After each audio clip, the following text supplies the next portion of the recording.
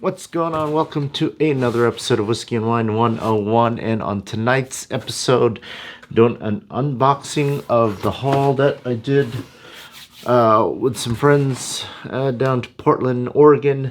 So we went to a bunch of different shops, but we went down primarily to pick up a club pick. So this is Woodenville. This is a cask strength private select, bottled at 60.90 proof. As you can see here, definitely a tater sticker on there. This is a pick from a bourbon group that I'm a part of, Northwest Bourbon Whiskey and Liquor Group out of Oregon and Washington. So I did get 2 bottles of that, and my buddy Bong got a bottle as well, so we got 3 total bottles out of that. This one I've seen, it's like, you know, it's a little flask. I think it was like $4.50, but this is Beam's 8-star. I was just curious what Jim Beam's bottom of the barrel stuff is, so I'm interested to give that a shot. Let's see, picked up this Ewing Young, I think. Ewing Young. This is a Oregon distiller. They use MGP, at least I'm assuming MGP, because distilled in Indiana. So again, assuming MGP. This is 21% rye, so high rye mash bill, coming in at 94.7 proof. I'm not too familiar with them, so I'm curious to see that. There was a cask strength on there. Down there, I think it was like $80 or $90. This was $39, so I figured I'd at least try the cheaper version to see how that goes. Hit up Westmoreland. That is an awesome store, and got another Bull Run. I love Bull Run. If you can hit up Oregon or if you can find Bull Run, I think they're starting to get more and more available. You can get them at Total Wine, at least up here in Washington.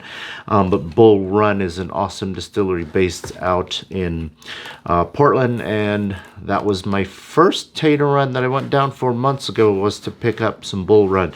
This is their 13-year finished for 6 months in Cabernet. Barrels barreled at 62.47 proof. Got to try this. This is definitely a hitter.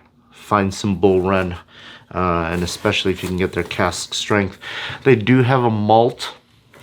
They had a 7-year malt at the Westmoreland, and again, I'm not too into malts, single malt, so if you are, you may want to give it a try. It was pretty good, but definitely, I think, grain heavy for me.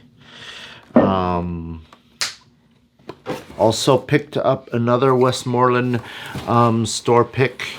This is the High West American Prairie Bourbon.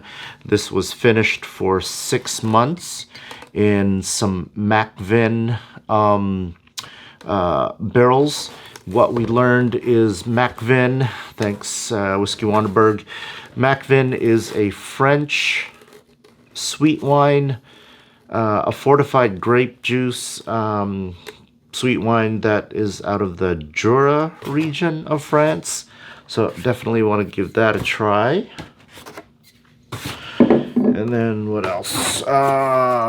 Burnside. So again, this is another local distillery based out in Portland, Oregon, and I saw a guy grab 2 bottles of this straight off the shelf, so I figured give it a shot. This is crafted with straight bourbon whiskey, finished in Oregon oak casks. This is coming in at 92 proof. I did try a single barrel store pick of this at Westmoreland, and I actually thought it was pretty good. But the only reason I didn't get the Westmoreland pick was I already got this, so I figured give this one a shot first. Okay. And then some Maker's Mark 101. This was a gift for driving us all from my buddy Whiskey Wonderberg. Thanks for that. Came in at $37 down there. So this is their, my understanding was this is usually like a distillery only, or a you know, a duty-free only, but because of COVID they've released it out into the public. I've seen less and less of this here in Washington, and when I did see it, I would see it for like $52 out the door, but we saw it for $37 out the door, so I thought that was a good deal. Picked that up. Once again, thanks Whiskey Wonderberg. And then lastly, got some Buffalo trays. Got a big one. So these are store picks based out of Portland, Oregon. Buffalo Trace from the Gateway Liquor Store.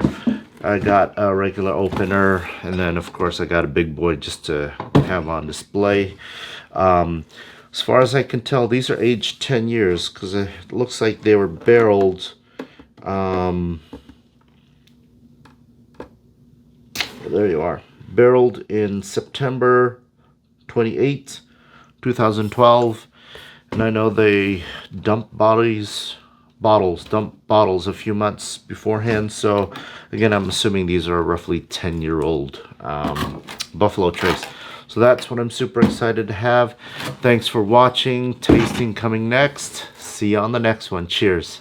Once again, thanks for watching, and as always, please smash that like button, subscribe, and hit the bell icon for future notifications. Keep it 101.